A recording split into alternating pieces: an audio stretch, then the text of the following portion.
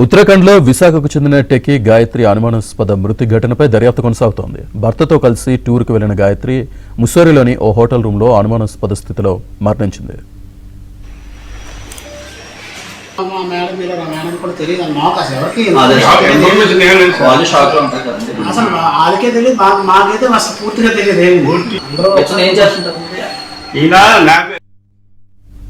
విశాఖలోని చిన్నముషిడివాడకు చెందిన గాయత్రికి శ్రీచరణ్తో గత ఏడాది నవంబర్ 8న వివాహం జరిగింది.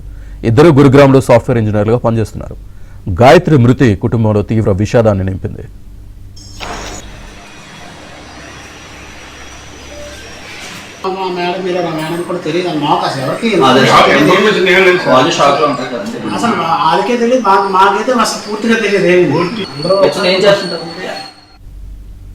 గాయత్రి మృతి విషయం తెలియడంతో కుటుంబ సభ్యులు ముస్సోరికి బయలుదేరారు.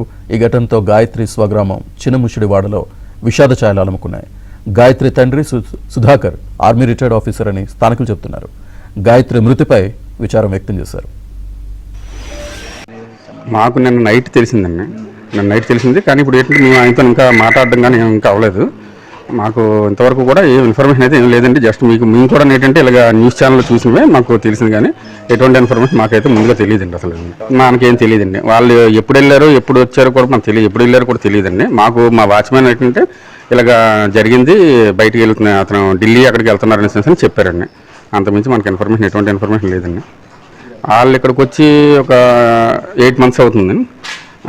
8 months అవుతుంది. వచ్చిన తర్వాత అమ్మాయికి మ్యారేజ్ చేశారండి. మ్యారేజ్ కూడా ఇక్కడ మన సుజాతనగర్ ఫంక్షన్ హాల్లోనే చేశారు. మేము మొత్తం అందరూ వెళ్ళి జస్ట్ మ్యారేజ్కి అటెండ్ అయిన తర్వాత మనం వాళ్ళు లేటే కొత్తగా వచ్చారు కదా, మనకి ఎటువంటి ఇన్ఫర్మేషన్ తెలియదండి. వాళ్ళ గురించి ఏం కూడా తెలియదు. అంత ఈ మధ్యలో ఇంటరాక్ట్ అవుతుంది కానీ మనకు అంతగా